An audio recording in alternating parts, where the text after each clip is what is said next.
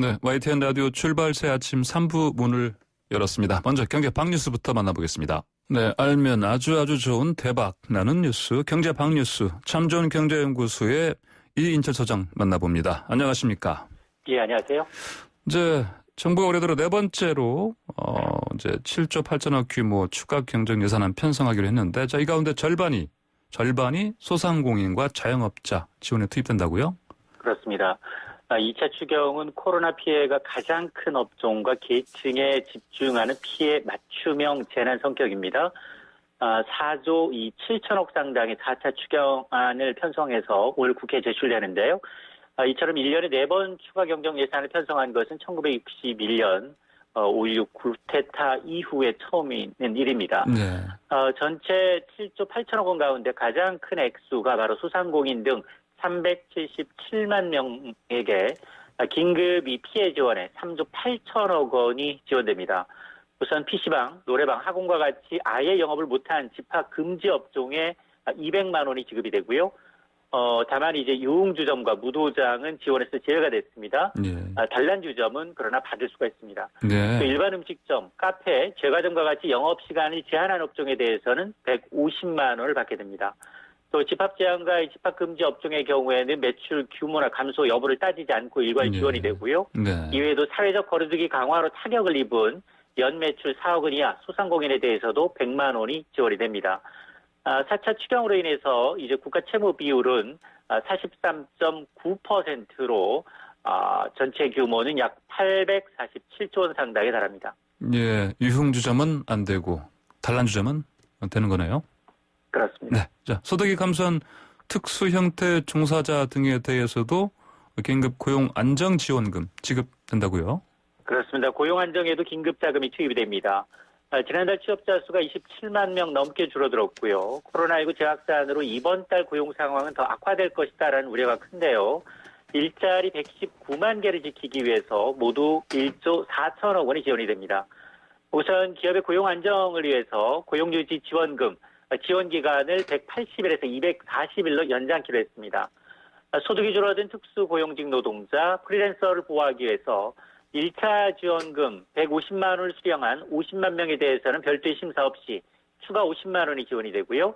1차 지원금을 신청하지 않았지만 올해 6월, 7월에 대비해서 8월에 소득이 줄어든 신규 대상자는 심사를 거쳐서 최대 150만 원이 지급됩니다. 또한 구직에 어려움을 겪고 있는 만 18세부터 34세 청년 20만 명에 대해서도 특별 구직 지원금 50만 원이 지급이 됩니다. 예, 또 이 코로나19 때문에 그 생계 위기 빠진 가구 많지 않습니까? 이런 가구에 대해서도 긴급 생계 자금 주는 겁니까? 그렇습니다. 코로나19 재확산에 따른 실직이나 휴폐업으로 생계가 어려운 55만 가구에 대해서 4인 이상 가구 기준 최대 100만 원이 지원이 됩니다. 중위소득 75% 이하로 일정 재산 기준, 대도시의 경우에는 6억 원 이하 충족하는 가구가 대상인데요. 돌봄 지원 예산도 2조 5천억 원이 포함이 됐습니다.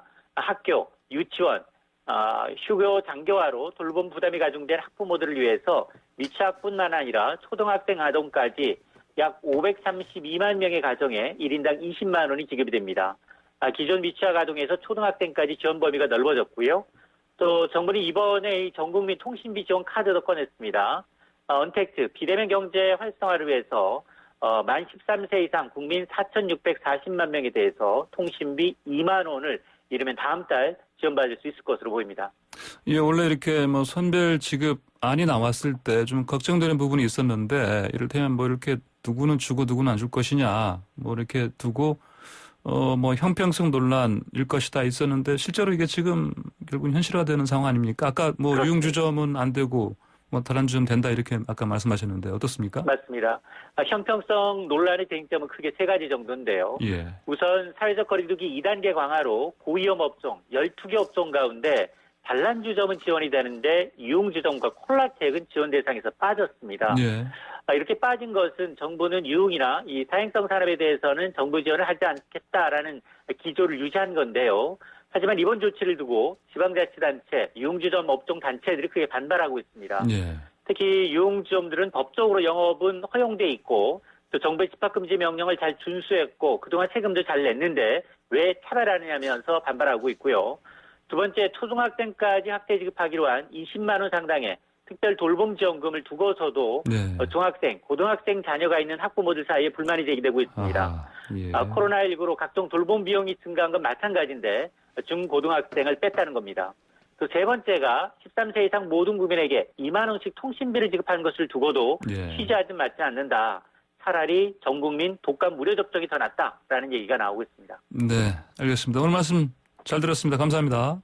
네, 고맙습니다. 네, 지금까지 참 좋은 경제연구소 이인철 소장이었습니다. 네, 2018년 12월의 마지막 날 12월 31일 한 해를 잘 마무리한 것에 축하하고 또 새해를 맞이할 기대감에 부풀어야 할 날이었는데 이날 흉기를 들고 공격하는 환자의 주의를 일부러 끌고요. 간호사들을 피신시키던 임세원 교수가 결국 자신이 담당했던 환자에게 당시에 살해를 당했습니다. 자, 어제 법원에서는 임세원 교수를 의사자, 이게 뭐냐면 다른 타인을 위해서 자신의 목숨을 희생하는 그런 분을 말하는 건데 이런 의사자로 인정해야 한다 판결을 냈습니다. 자, 이 판결을 받기까지 쉽지 않았습니다. 많은 그 요곡절이 있었는데 자세한 이야기를 백종우 경희대학교 의과대학 정신건강의학과 교수와 나눠보겠습니다. 백 교수님 안녕하십니까? 네, 안녕하십니까. 네, 제가 아까 출발사 아침 시작할 때도 잠깐 언급했었는데 고 임세원 교수의 절친 아니셨습니까? 예, 네. 그렇습니다. 자, 이렇게 오래 기다리신 끝에 어제야 의사자로 인정해야 한다. 법원이 판결이 나왔습니다. 감회 어떠십니까? 네, 유가족이 이제 소송까지 제기한 이유는 예. 보상을 원한 게 아니라 예. 아버지가 어떻게 돌아가셨는지를 묻는 아들들한테 예. 아버지가 마지막까지 책임을 다한 의로운 모습을 기억하게 해주고 싶다. 뭐 이런 취지였습니다. 예. 그 마음을 꼭 지켜드리고 싶었는데 법원의 결정과 관심 가져주신 분들께 감사할 뿐입니다. 예. 예. 자, 뭐 당시 이 법원 판결 들으시고 또 뭐 좀 우셨다는 얘기도 제가 들었습니다. 예, 그동안 뭐 소리내어 울기 힘들었는데 예. 네, 감사합니다. 예, 예. 자, 유가족 분들은 좀 어떠셨습니까? 판결. 예, 뭐 아직 다 끝난 건 아니지만 예. 예, 유족들이 그동안 도움을 준 뭐 병원의 동료나 모든 분들한테 감사의 마음 전하고 예. 임 교수가 하늘에서나마 네. 위안을 받기 바란다 이렇게 말했습니다. 예, 예. 자, 작년 연말에요. 저희 YTN 라디오에서 고 임세원 교수 추모 콘서트를 했고요. 그 자리에 우리 백 교수님께서도 함께 하셨는데. 네, 네. 자, 그 밖에도 이렇게 임 교수를 생각하는 마음, 자, 모였던 게 좋은 결과로 뭐 이어졌다 이렇게 보십니까? 어떻게 보십니까? 예, 그렇게 뭐 YTN 라디오의 추모 콘서트에도 예. 또 우울증을 겪어본 뭐 가수분들이나 오셔서 네네. 마음을 같이 해주셨고 예. 뭐 워낙 그 책임감이 강한 친구였었는데 네. 그 본인이 또 환자의 자살의 경고신호를 놓쳤다는 어떤 자책감에 네. 이제 한국형 자살 예방 교육 프로그램 보고 듣고 말하기를 개발하는데 헌신했었고요. 예. 뭐 자살 예방의 날에 또 이런 판결을 받게 돼서 또 의미가 있었다고 생각했습니다. 예. 알겠습니다. 자, 임세원 교수, 자, 뭐 생전에 좀 어떤 의사셨습니까? 워낙 환자에 대한 책임감이 강했는데 예. 사실 뭐 많이 아팠었습니다. 허리가 많이 아파서 예. 그때 본인도 심한 우울증을 겪어보기도 했고 예. 그걸 드러내서 죽고 싶은 사람은 없다라는 책을 쓰기도 했습니다. 예. 사실 정신과에 다니는 환자분들 가족분들이 이게 드러내기가 어려운데 사고 후에 빈소에 찾아오신 분들의 한 3분의 1이 환자 보호자분들이었고 예. 그분들이 어떤 따뜻한 마음을 편지에 담아서 유족들에게 전해주시기도 했고 예. 그게 가장 큰 위로였다고 들었습니다. 네네. 이제 방금 말씀하신 것 중에 그 임 교수께서도 그때 생전에 실제로 뭐 네. 허리 어떤 고통 때문에 힘들어하셨고 또 우울증 때문에도 실제로 많은 네, 고생을 하셨다고 하셨는데, 그렇습니다. 네, 그걸 좀 상세하게 설명 좀 부탁드립니다. 사실 뭐 허리가 워낙 아픈 통증으로 인해서 예. 우울감이 심했는데 그때는 자기도 우울증 치료 전문가인데 처음엔 몰렸다고 아, 네. 얘기했고 이제 나중에 그걸 알게 되고 본인도 도움을 받고 예. 극복하고는 이제 나도 이런 상황이 있을 수 있다는 것을 다른 사람한테 알리려고 책을 써왔는데 저는 원래 처음에 말렸습니다. 뭐 사람들이 예. 어떻게 볼까. 좀 네네. 이 어린 친구인데 좀 편견의 상처에 받지 않을까 걱정도 네. 했는데 예. 뭐 감수하겠다고 하면서 알리려고 노력했었습니다. 예. 자, 그런데 이제 임세훈 교수의 어떤 희생 이후에요. 네네. 복지부에서 복지부의 의사상자 심의위원회가 근데 그런데도 좀 의아스럽습니다. 작년에 임세훈 교수를 의사자로 지정하지 않았습니다. 네네. 그게 이유가 뭡니까? 이게 뭐 프랑스나 독일에서는 이제 사회적으로 의로운 죽음, 의인에 예. 대해서는 이제 이게 보훈과 통합돼서 보상이 없이도 명예를 통해 예우하는 체계를 가지고 있습니다. 예. 저희는 의사상자 관련 법률이 보상과만 연계돼서 기준이 매우 좁습니다. 예. 이게 직접적, 적극적 구조행위가 있어야 된다는 조항을 네. 여기 적용할 수 있느냐가 이제 관건이었고, 이 때문에 이제 의사상자 심의위원회에서 어려움을 겪었지 않나 생각하고 있고요. 이게 우리나라도 앞으로 좀 사회적 의인을 보다 포괄적인 방향에서 예우할 수 있는 법 개정도 고려해야 된다고 생각합니다. 예, 그러니까 방금 말씀하신 것처럼 의사상자로 어떤 인정을 받는 게 사실상 거의 어찌 보면 불가능한 그 까다로운 규정들 아닙니까? 그래서 뭐 제가 이제 이걸 추진하면서 여러분들을 만나보니까 참 안타까운 분들이 많으시더라고요. 예. 여러 가지 이유로 인정을 못 받은 분들의 목소리를 많이 들을 수 있었고요. 네. 뭐 그쪽에서는 또 어떤 형평성이나 또 사회 통념상 뭐 이런 기준들을 통해서 적극적이라는 것의 어떤 범위가 좀 좁게 형성돼 있어서 예. 그런 경우가 많이 생겼는데 이번에 뭐 다행스럽게 재판부에서는 임 교수가 이제 적극적 구조행위를 했다라고 볼 수 있다고 판결했고 의사자로 인정하지 않은 행정처분이 위법하다고 판단했습니다. 예. 말씀하신 대로 이제 법원에서 다행히 이렇게 인정해주는 판결을 내리긴 했는데 그러면 이 법원 판결을 바탕으로 해서라도 아까 말씀하신 관련 법 개정 이게 좀 필요하다 말씀하셨는데 앞으로 좀 이 부분도 좀 더 어떤 방향으로 어떤 계획 있으십니까? 네. 지금 인정받지 못한 분들 또 우리나라에서는 또 뭐 천안함이나 국가유공자 예우 문제나 국가유공자 문제나 상당히 이제 좁은 기준이 많이 있어 왔다고 생각합니다. 예. 그래서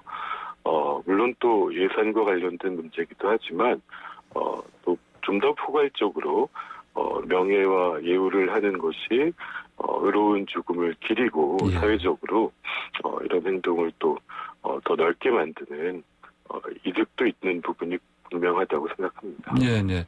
자, 결국 이제 법원에서는 이제 우리 유족들이 복지부 상대로는 이 소송에서 유족의 손을 들어줬는데 이제 뭐 이를테면 어떤 이유로 이렇게 의사자 인정 거부 처분 취소하는 게 맞다 이렇게 했습니까? 뭐 사실 저도 확인을 할 수밖에 없어서 좀 아픈 CCTV를 보게 됐습니다. 이게 피해자가 이제 처음엔 임 교수 방향으로 공격을 하다가 이제 문을 열어준 간호사님 쪽으로 방향을 틀어서 또 그쪽을 공격하고 칼을 휘둘렀는데 그때 반대 방향으로 가던 임 교수가 이제 멈춰서 두 번을 뒤를 돌아보고 또 스테이션 쪽으로 신고해라 뭐 앉아있는 대기하던 환자 보호자분들한테 대피하라고 소리치는 장면이 나오거든요.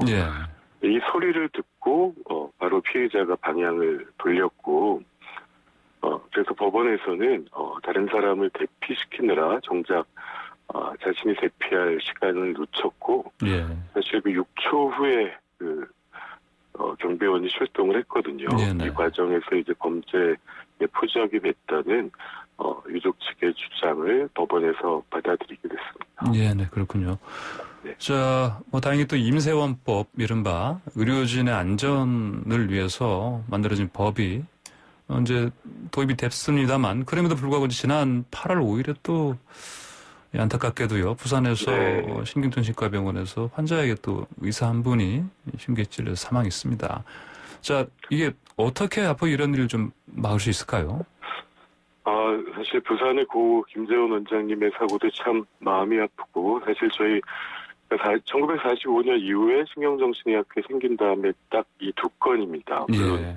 흔하지 않고 매우 예외적이지만 이런 일이 생기는 건 기본적으로 저희가 핵가족화가 되면서 지역사회에 방치된 환자가 늘고 보호자도 없는 환자들이 많아지면서 생긴 일이라고 생각됩니다. 네. 작년에 통과된 임사헌법에는 이제 의료인 북한에 대한 처벌을 강화하는 조항이 있는데 중증 정신질환의 문제의 경우에는 뭐 처벌 강화로 해결될 수 없다고 생각됩니다. 네. 그래서 입퇴원을 국가가 결정하고 네. 지역사회에서 이분들이 지속적인 치료로 안전이 확보될 수 있는 그런 네. 법 개정이 꼭 필요한 시점이라고 생각합니다. 예, 지금 우리나라 사회가 핵가족화되면서 이런 정신질환 앓는 환자분들이 사실 방치되는 그런 상황이고 그래서 이런 것들을 보듬을 수 있는 사회안전망 네. 이런 부분이 네. 같이 강화되지 않으면 또 이런 네. 일이 또 발생하기 쉽다 이렇게 우려하셨습니다. 네, 그렇습니다. 뭐 특히 소형병원이 더 이렇게 위험에 노출돼 있지 않나요? 어떻게 보십니까? 뭐 소형병원이 사실 100병상 이상 이번에 뭐 안전수가 같은 걸로 경비의원을 채용할 수 있게 됐는데 네. 100병상 이하나 의원급을 많이 되는 상황이었습니다. 이게 뭐 8, 90년대 미국, 유럽에서도 급증해서 사회 문제가 된 바 있고요. 예. 영국 같으면 이게 정신의료기관에서 경찰에 신고 전화를 하면 전화도 받기 전에 일단 출동부터 합니다. 예. 이렇게 반드시 경찰이 지켜준다는 인식이 예. 예방 효과도 있을 것 같고 최근에 복지부에서 이제 경찰과 연결되는 비상벨의 설치를 의원급과 소형병원에도 지원하기를 시작했습니다. 네, 백 교수님 하나만 더 여쭤보겠습니다. 어제가 자살 예방의 날이었습니다. 네, 중앙 자살 예방 센터장도 맡고 계시니까요. 네. 자, 우리가 삶을 소중히 여기고 생명을 지키기 위해서 뭐 어떤 또 예방법을 좀 기억하면 좋겠습니까?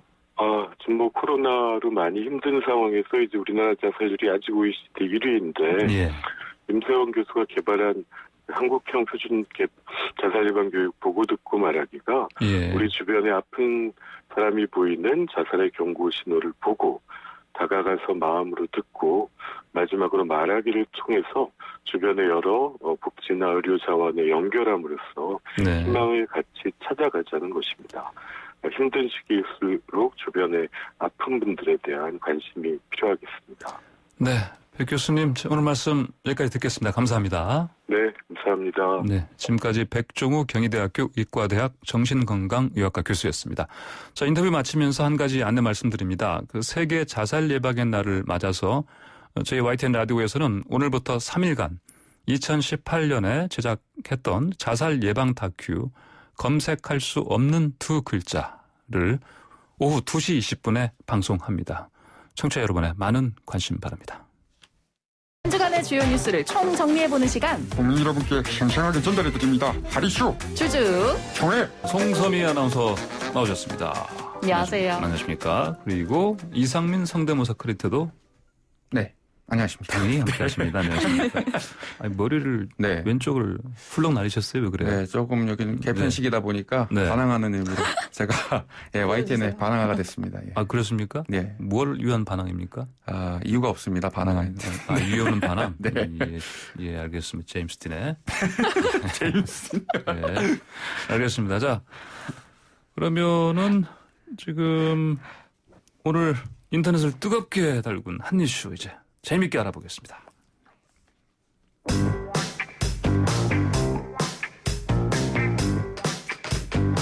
네, 안녕하세요. 노르웨이 노벨위원회 송섬입니다. 지금부터 노르웨이 의회에서 공개한 노벨 평화상 후보 추천 명단을 발표하겠습니다. 자자, 모두 집중해주세요. 이번 노벨상은 뭐니 해도 전국을 마라톤으로 돌고 돌아 새정치의 바람을 일으킨 저 아닐까요? 지금 발표할 노벨 평화상 추천 후보는요, 국제 무대에서 외교적 역할을 톡톡히 보여준 인물이에요. 그러니까 마라톤과는 전혀 관련이 없다고요. 아휴, 실망입니다. 문 대통령님은 어떻게 예상하십니까? 하하하, 그거야. 저번 판문점처럼 못 보셨습니까? 남북 평화를 상하는 저 인이 아니겠습니까? 하하하. 아닙니다. 아니에요. 다들 좀 감을 못 잡으시는 것 같은데 힌트 하나 드릴게요. 이분은 소위 스트롱맨이에요. 스트롱맨. 자, 이제 감이 슬슬 오시죠? 힌트를 하나 더 드리면 이분의 머리카락 색깔은 흑발이 아닙니다. 아휴, 답 다 줬네, 다 줬어.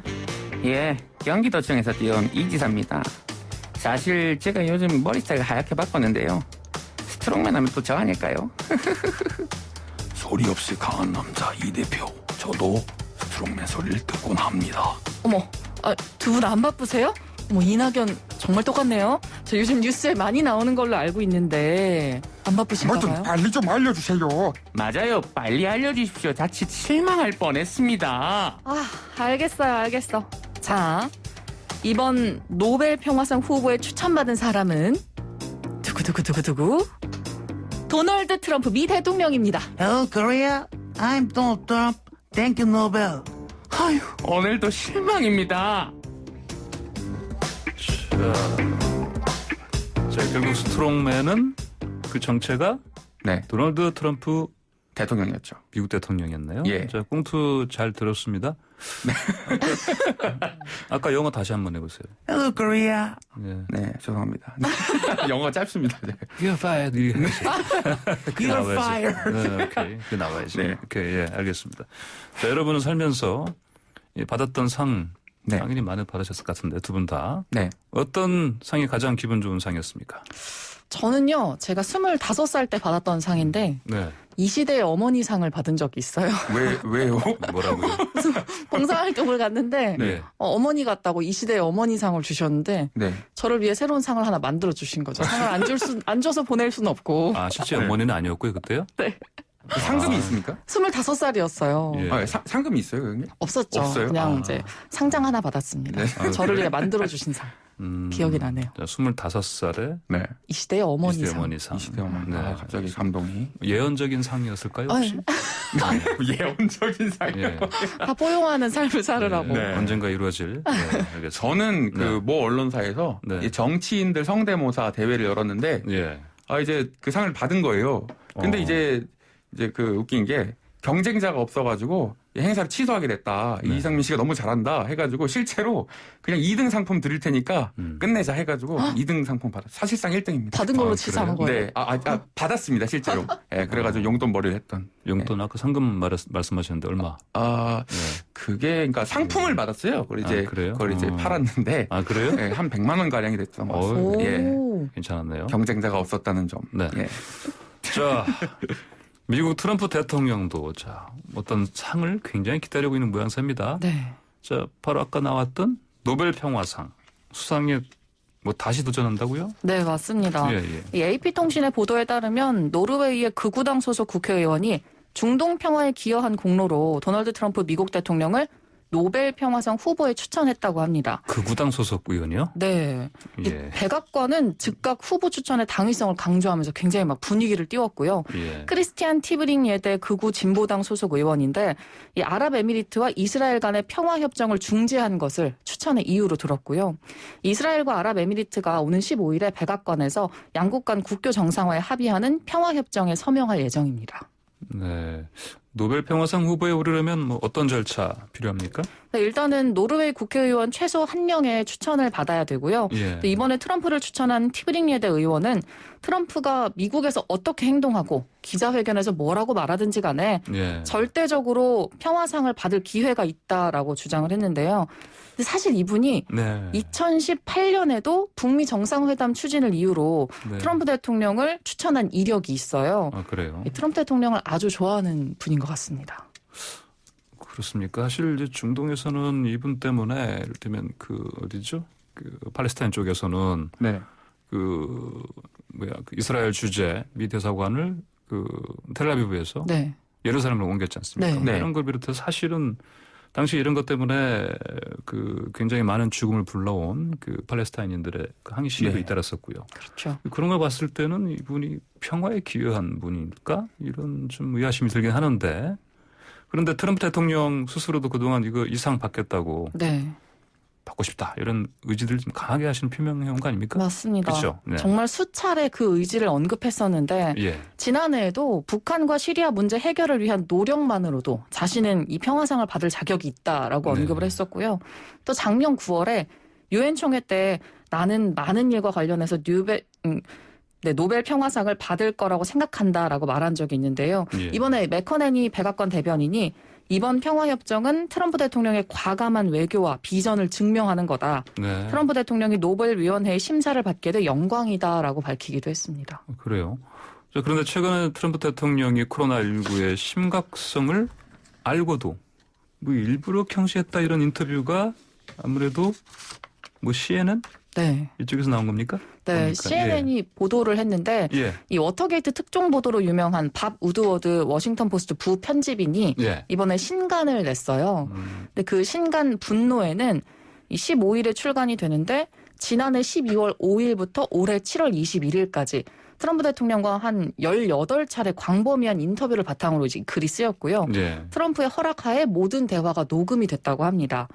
그래서 트럼프 대통령의 녹음 내용을 봤더니 2월 7일 인터뷰에서 예. 코로나19는 치명적이다라고 말을 했고요. 인터뷰 당시에 이 미국에서 처음으로 코로나19 사망자가 보고된 2월 29일 전에 이미 이 사태의 중대함을 인지하고 있었다는 의미예요. 또 우드워드에게 매우 놀랍다. 코로나19가 일반 독감보다 5배나 더 위험할 수 있다라는 말을 하기도 했는데 당시 공개석상에서는 좀 강한 모습을 보였거든요. 예. 코로나19는 뭐 곧 사라질 거다. 모두 잘 풀리고 있다라고 주장했던 것과는 굉장히 상반된 모습이었습니다. 자, 트럼프 대통령이 그럼 2월 초부터 방역 방침을 강조했다. 뭐 이게 무슨 말입니까? 이 만약에 2월 초에 트럼프 예. 대통령이 방역을 강조를 했더라면 네. 지금 이런 사태가 네. 벌어지지 않았을 거다라고 네. 전문가들이 얘기를 한 건데요. 네. 이 트럼프 대통령이 진작에 이렇게 코로나19의 심각성을 알았더라면 왜 아무 조치를 하지 않았느냐, 왜 강한 모습을 보였느냐 이런 얘기였는데 만약에 사회적 거리두기와 마스크 착용 등 지침을 지켜야 한다라고 강조를 했다면 네. 미국의 피해 상황이 훨씬 나았을 거다라는 지적이었고요. 또 힐러리 클린턴 전 국무장관도 트위터에 이 CNN 기사를 올렸어요. 그러면서 그는 고의로 미국인들에게 거짓말을 했다. 네. 20만 명에 가까운 사람과 유가족 그리고 전체 국가가 그 대가를 치르고 있다라고 글을 쓰기도 했습니다. 네, 그렇군요. 자, 트럼프 대통령의 노벨 평화상 후보 추천 소식을 문재인 대통령이 듣는다면 어떤 반응 보였을까요? 우리 그 트럼프 대통령 노벨 평화상 추천이요. 우리 노벨상 하니까 꼭 김대중 전 대통령이 생각납니다. 그분은 상 때문이 아니라 인생을 걸고 남북 평화를 위해 노력하셨죠. 예. 그래서 영어로 한 말씀 드리겠습니다. Hey 트럼프, do you know DJ? DJ, you know? 하하하. 상만 쳐다보지 말고 진짜 온몸 던져 노력하십시오. 노벨상 노력이 먼저다. 하하하. 예. 네. 약간 네. 표어 같아요. 네.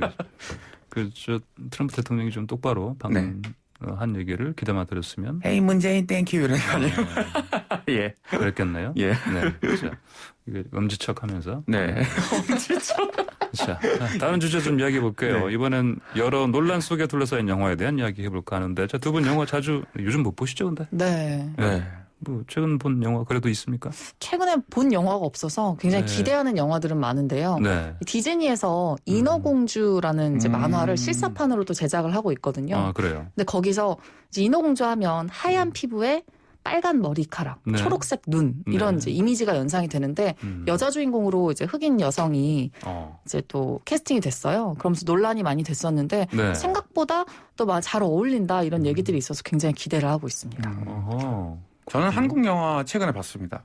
아, 그래요? 예. 무슨 영화? 오케이 마담이라는 영화를 봤는데 네. 예. 오랜만에 한국 영화를 보니까 다들 근데 이제 외국 영화를 보는 주변에서 보는데 네. 오랜만에 한국 영화 보니까 재밌더라고요. 아, 예. 그래요? 예. 근데 지금 아까 말씀하신 그 영화가 뮬란. 네, 제가 기대하는 건 인어공주인데 네. 논란이 된 건 뮬란이에요. 뮬란. 아, 그래요? 이게 같은 뭐 공주들이긴 합니다만 왜 그런 겁니까? 이 뮬란이 예. 주연 배우의 반 홍콩 발언 때문에 좀 이미 한 차례 논란이 된 적이 있었는데 예. 이번에는 중국 정부의 신장 위구르 탄압을 정당화했다라는 논란에 휩싸였거든요. 아, 그래요? 사실 새로운 논란이 이렇게 일게 된 지점은 네. 촬영지 그리고 엔딩 크레딧 부분인데요. 네. 훈족의 침입을 막는 설화 속 중국 여성이에요. 뮬란이. 근데 이 신장 위구르 자치구 또 시안, 둔황, 뉴질랜드 등에서 촬영이 이루어졌는데 예. 신장 위구르 자치구가 중국 정부가 이른바 재교육 수용소를 운영을 하면서 이 소수민족인 위구르족을 강제 구금하고 또 네. 인권 탄압을 했다는 의혹을 받는 지역이거든요. 예. 그래서 좀 논란이 됐고 엔딩 크레딧에서도 촬영에 협조해준 중국 당국에 감사를 표하면서 신장 위구르 자치구 공산당 홍보과 또 투르판시 공안국들을 거론해서 논란이 커졌습니다. 또 다름 아닌 그 주연 뮬란 역의 유역비. 네. 이 유역비도 뭐 불매운동의 뭐 이유가 되고 있다면서요? 네, 이 뮬란이 한창 제작 중일 때가 지난해였는데요. 예. 이 유역비가 중국계 미국 배우예요. 이제 홍콩 민주화 시위대에 폭력을 행사한 홍콩 경찰에 대해서 공개적으로 지지 발언을 했기 때문에 예. 이 불매 운동이 벌어진 건데요. 지난해 8월에 웨이보에 나는 홍콩 경찰을 지지한다. 나를 쳐도 된다. 홍콩은 부끄러운 줄 알라. 뭐 이런 사진을 게시를 하면서 해시태그를 달았고요. 네. 바로 다음날 오전에는 서로 생각이 다르면 나쁜 감정 없이 헤어지면 된다. 라는 좀 의미심장한 글을 남겼습니다. 네. 당시 홍콩에서 또 중국 정부의 범죄자 송환법에 맞서 시위가 한창이었기 때문에 이 중국인들의 불매 운동이 좀 거셌습니다. 그럼 이제 뭐 시사회 뭐 하고 뭐 개봉도 해야 할 텐데 네. 네티즌들은 뭐 다른 점 때문에 또 실망감 드러낸 게 있습니까? 네, 뮬란의 원작 몽란 씨의 남북조 북이 시대적 배경과는 전혀 맞지 않는 세트 배경, 네. 의상, 또 분장이 지적이 되는데요. 서양 관객의 눈에는 동양의 이국적인 장면이 아름답게 느껴지겠으나 상대적으로 중국 문화에 익숙한 이 동양 관객들은 고증에 실패한 디테일이 거슬렸다. 예. 이런 비판도 했습니다. 이 영화의 시대적 배경은 5세기 후반인데 배경에서 1000년은 지나서 등장하는 건축 양식인 복권 토루가 등장한다는 점, 예. 그리고 등장인물의 역사적 배경보다 훨씬 후대인 당나라의 복식과 화장법이 사용됐다는 점, 그리고 영화 속에 등장하는 봉황을 그 서양 신화에 나오는 소위 이제 피닉스라고 하죠. 네네. 불사조라고 하는 것도 이 동양 관객들이 볼 때는 다소 어색했다라는 지적이 있습니다. 어색하기도 하고 때로 좀 생뚱맞고 또 웃기기도 네. 하는데. 네. 자, 그러면 만약 이 영화 뮬란 본다면 중국의 시진핑 주석 한마디 당연히 해야겠죠? 大家好，我是习近平。뮬란 뚜껑 열기 전好，我爱你，谢谢。 무슨 말이에요 대체? 예, 뚜껑 열기 전에. 네. 약간의 실제 중국어가 반반씩 네. 들어가 있네요. 아, 그렇습니까? 네. 중국어 또 잘하시지 않습니까? 네. 네. 그러니까요. 시진핑 성대모사 이거 진짜 어려워요. 진짜 난항입니다, 저는. 갑자기 애교를. 진짜 한번 봐주세요. 네. 자, 오늘도 두 분이 준비한 한 이슈 재미난 주주총회 잘 들었습니다. 감사합니다. 감사합니다. 지금까지 송섬희 아나운서, 이상민 성대모사 크리에이터였습니다. 네, YTN 라디오 출발새 아침 3부 순서 여기서 마치고 잠시 후 4부로 돌아오겠습니다. 네, 각종 자격증 50여 개를 가지고 계신 자격증 전문가이자 연예 전문 기자인 김대우 기자와 함께하는 연예계 소식입니다. 자, 한 주를 마무리해줄 오늘의 소식 무엇인지 얼른 만나보겠습니다. 안녕하십니까? 네, 안녕하세요. 자, 첫 소식은 고발뉴스 기자 이상호 씨. 네. 국민참여재판 소식이네요. 뭐 때문에 그럽니까? 네, 굉장히 이 사회적으로도 큰 관심이 쏠렸었고, 그 다음에 또 여러 가지 논란을 낳았던 사건이 바로 이제 이 김광석 씨 아내 서혜순 씨가, 네.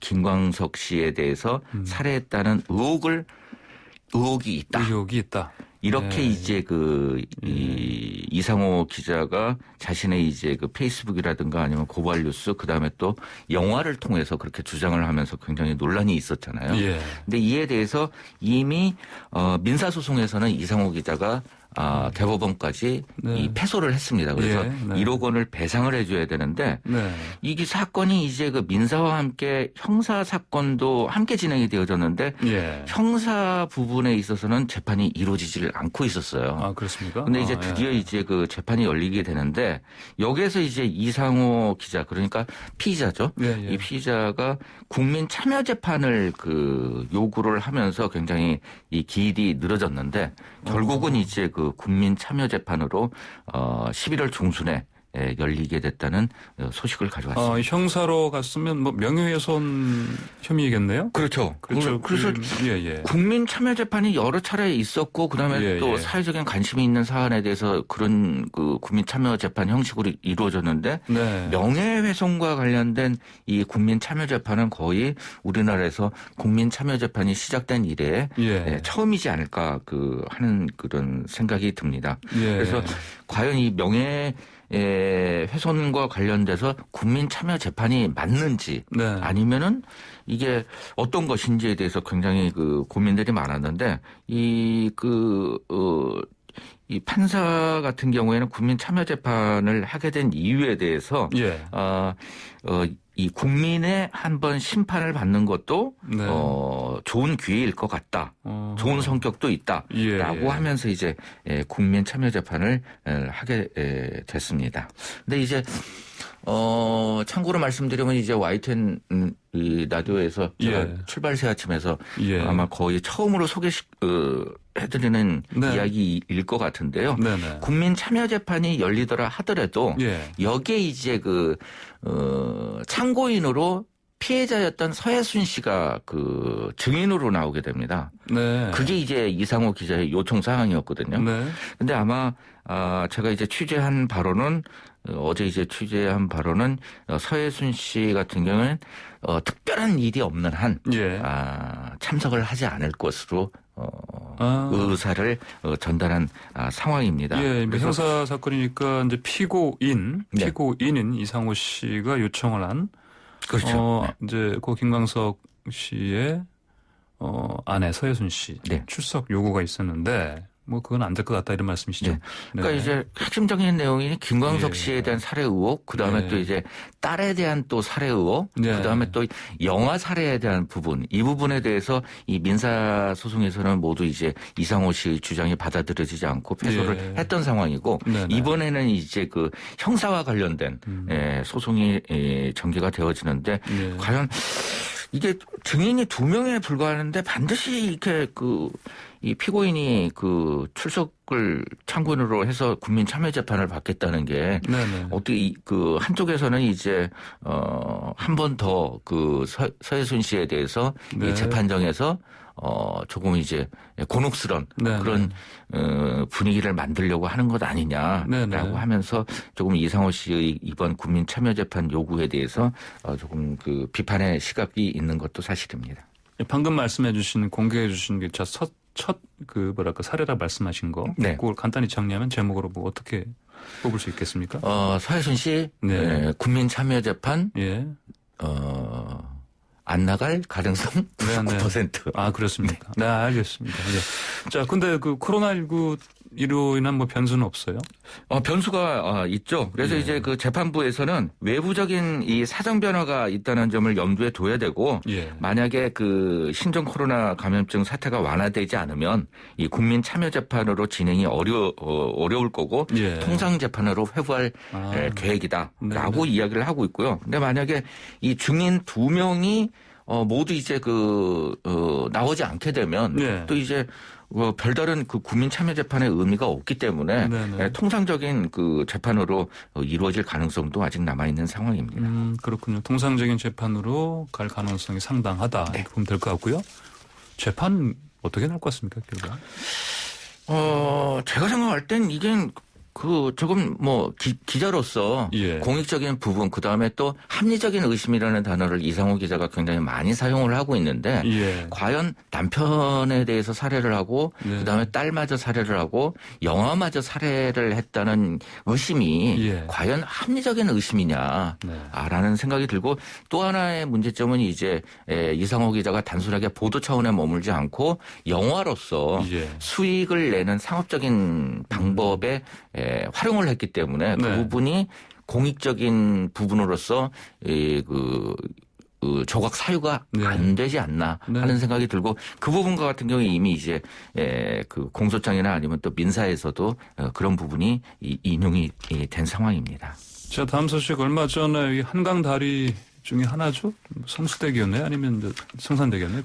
성산대교였습니까? 거기서 걸그룹 아이러브 전 멤버 심민아 씨가 또 극단적인 선택을 하려 했다가 다행히 뭐 살았네요. 구조됐네요. 네. 네, 그거 굉장히 지금 불안한 심리 상태인데요. 예. 어떻게 본다면 이제 그 그룹 내에서의 어떤 왕따, 예. 그런 것에 대해서 신민아 씨는 계속적으로 주장을 하고 있고, 그 다음에 회사 측에서는 아니다라고 하면서 명예훼손죄로 현재 이제 고소를 한 상황인데요. 예.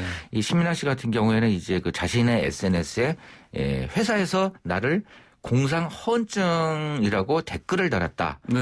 허언증이 없고 거짓말도 하지 않았다. 이렇게 호소를 했는데 회사에서 이러한 내용을 진짜 단 것인지 아니면 네. 다른 사람이 쓴 글 내용을 이 회사에서 쓴 것으로 오해하는지에 대해서는 아직 밝혀지지 않은 상황입니다. 근데 이제 지난 9일 그 한강 성산대교에서 그 극단적인 선택을 하려다 경찰에 구조가 됐는데요. 네. 조금 이제 가족이나 아니면 또 팬들이나 이런 분들이 좀 신민아 씨에 대해서 적극적으로 심리 관리를 해줘야만 되는 상황이지 않을까 하는 생각이 듭니다. 예전에도 이런 시도 하려 했었죠. 네. 네. 그래서 계속적으로 이제 그 자신이 주장한 내용에 대해서 네. 이 팬들의 댓글이 반응이 오게 되면 거기에 이제 좋은 글뿐만 아니라 예. 나쁜 글도 있게 되잖아요. 그럼요. 그러면서 예. 계속해서 이제 심리 상태가 안 좋은 쪽으로 엘리베이터 될 수밖에 없는데 네, 네. 조금 한 발짝 물러서는 것도 네. 신민아 씨에게 좀 필요하지 않을까 네. 하는 생각이 듭니다. 주변 분들이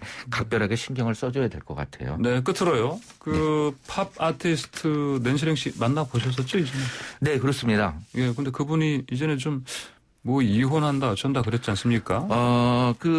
이 남편이었던 전준주. 예, 예. 진짜 언론에서 자꾸 이제 그 왕젠진이라는 가짜 이름을 쓰고 있어서 저는 좀 불만인데 예, 예, 분명히 이제 전준주인데 예, 예. 이 사람에 대해서 이 낸시랭이 이혼 소송을 청구했어요. 근데 예. 그 이유는 이제 낸시랭이 그 폭행과 감금 그리고 또 이제 카메라 등 이용 촬영에 관한 예. 성폭력 처벌 등의 특례법 위반으로 12개 혐의를 남편을 상대로 해서 제기를 했었거든요. 네, 네. 그래서 결국은 이 긴급 구속이 됐고 A급 지명수배로 이제 한 노래방에서 지난 5월 2일 날 이 네. 전준주 씨가 예. 경찰에 붙잡혔는데 낸시랭이 주장한 바는 혼인 무효와 관련된 판결이었는데 예. 법원에서는 낸시랭이 결혼 의사가 확실했었기 때문에 네.